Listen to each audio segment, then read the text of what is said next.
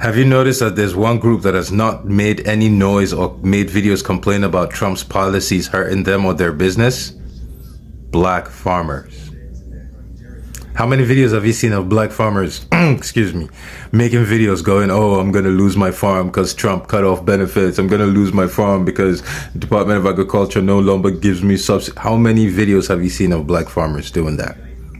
That's because black farmers have historically, till this day, been excluded from all government subsidies. So right now, every white farmer is learning how to survive the same way black farmers have been surviving. Like I said, what Trump was going to do was bring every white American down to the black American level. Welcome to Niggerness. Hi guys, welcome back to our channel. In case you're new here, my name is Maren. And I'm Maureen. Right, so in today's episode, you're going to be talking about how palm-colored people were given a 400-year head start, while black people had to learn how to stand on their own, and even at that, they had to learn how to make something out of nothing. Right, and right now, palm-colored farmers are coming out onto the internet and crying about how Donald Trump is doing this and that to them, while they're the ones who still voted for the policies this man is implementing. We are also looking at how palm-colored people on the apps are really crying, social media apps. They are crying and wondering how is it they're not hearing from black farmers. I just have to say, black farmers had to learn how to stand on their own, but we don't want to talk a lot, guys. Let's watch this video and then we come back and talk about it. Consider subscribing if it's your first time here, and also let us know your thoughts and opinion on the comment section, right? Let's watch. You know, I'm seeing all these videos right now where all these farmers are crying about not getting no help right now. You know what? Let me ask you something. When have you ever heard of a black farmer crying about it? Never. And you want to know why? Because they ain't never got no help in the first place. That's right. USDA's literally admitted to discriminating against black farmers.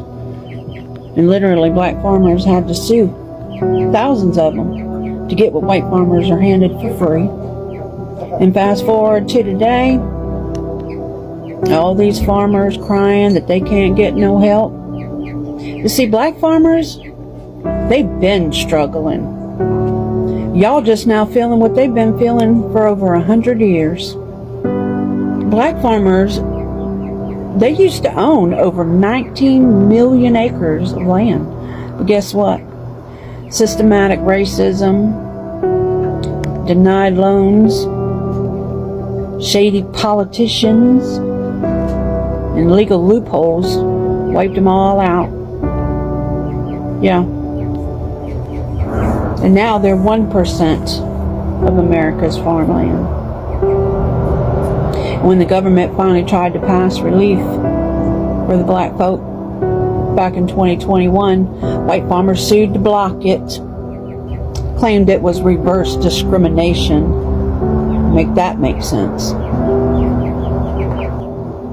So, you know, next time you see folks complaining about farm aid, why don't you ask them, where's the help for the black farmers? Ask them why their struggle is just now important when others have been suffering for centuries. Have you noticed that there's one group that has not made any noise or made videos complaining?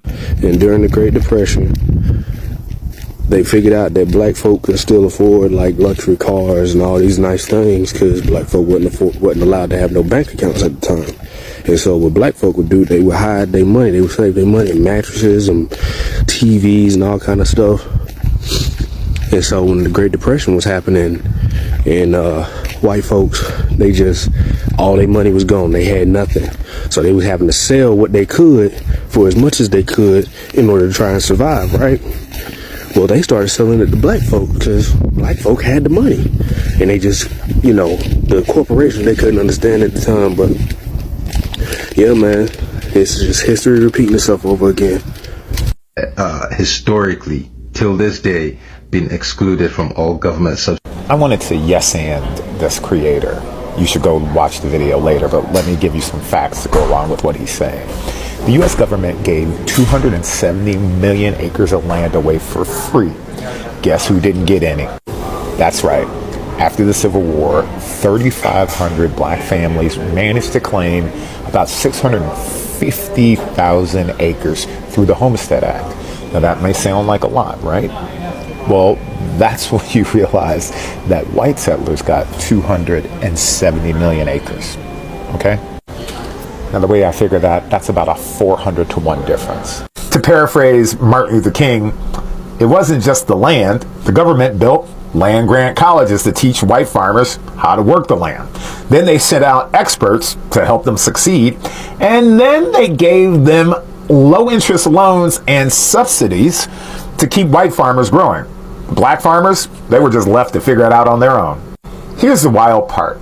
You see, after the Civil War and the Homestead Act, black folks made it happen without government subsidies, and by 1910, black folks owned 16 million acres of land, about 14% of all of the farmland in the U.S. And here's the amazing thing, right? By 1910, that 16 million acres, that was the top part. That was the apotheosis of black farming. Think about the color purple, where all those black folks own land. They own that 16 million. Now that's where this chart comes in. Now you see this blue line? That's what white farmers got for free. Okay? Now the Homestead Act is the second line. This is what black folks got. Okay? That's the handouts that black folks got compared to those handouts. All right? Now, because black folks make a way out of no way, this green line, that's what black farmers had in 1910. Now here's the part that always makes me mad. 16 million acres of land, 14% of all the land that was farmland in America. That was 1910.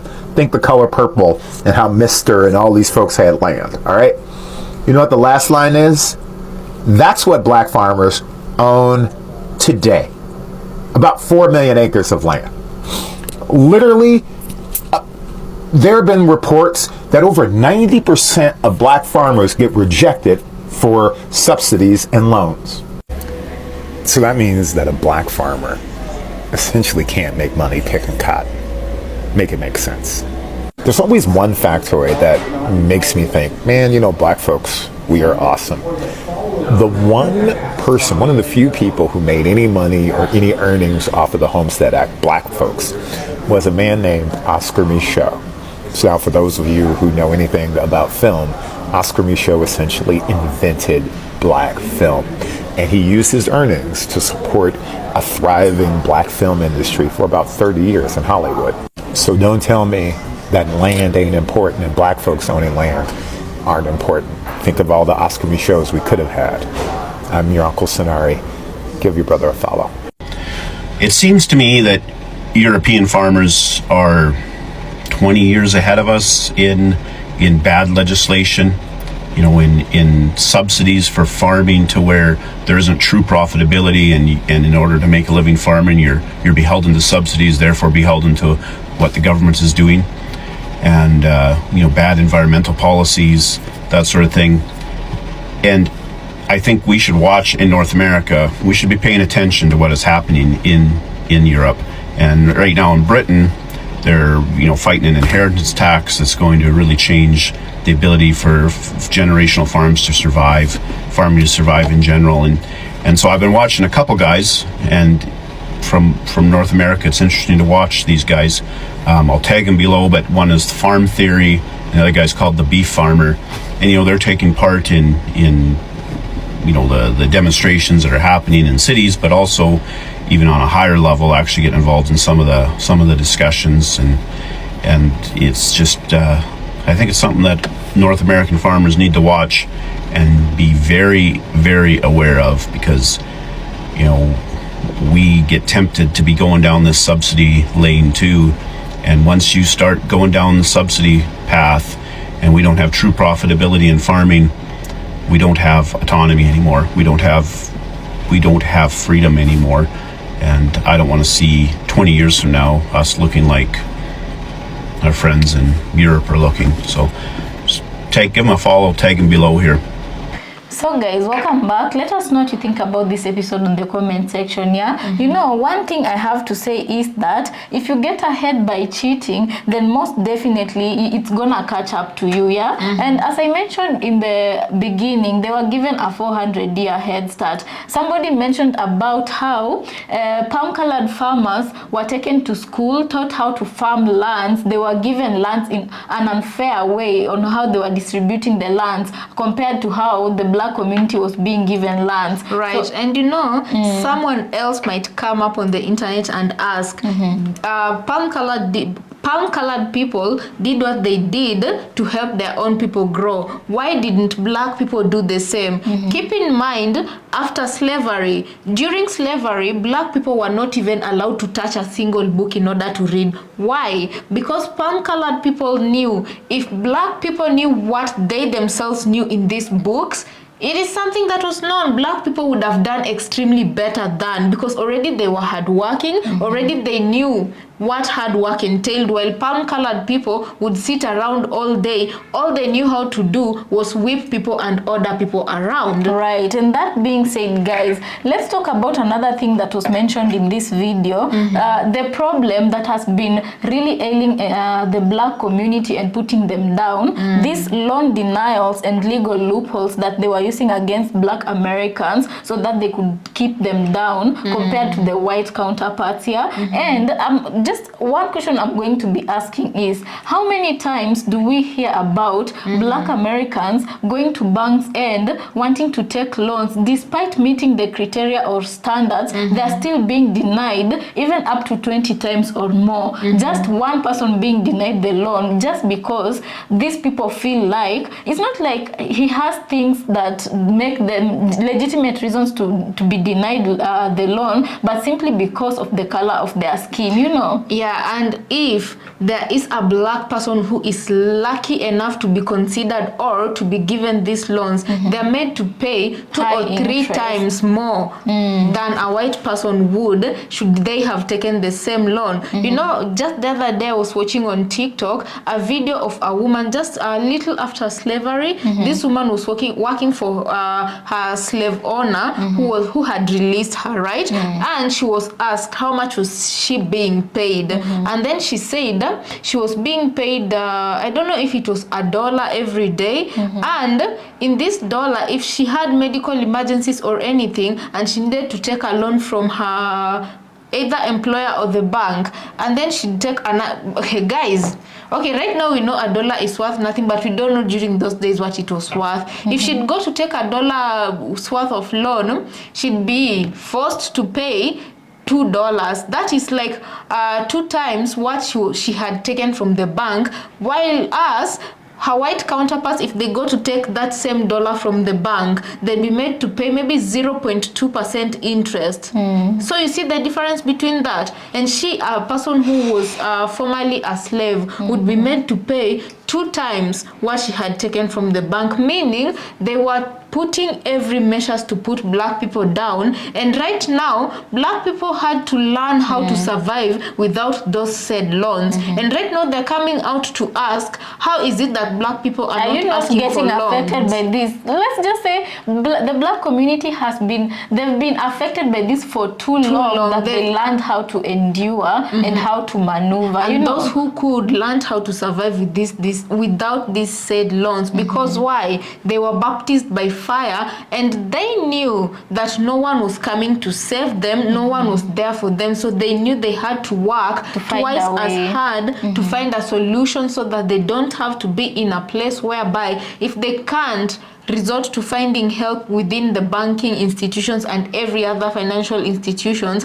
they can still stand alone. Right, 40 acres and a mule, guys. There's something that the guy said also, the guy who opened this show for us, he said, welcome to the black experience. You're experiencing the N-word. He said ness, yeah?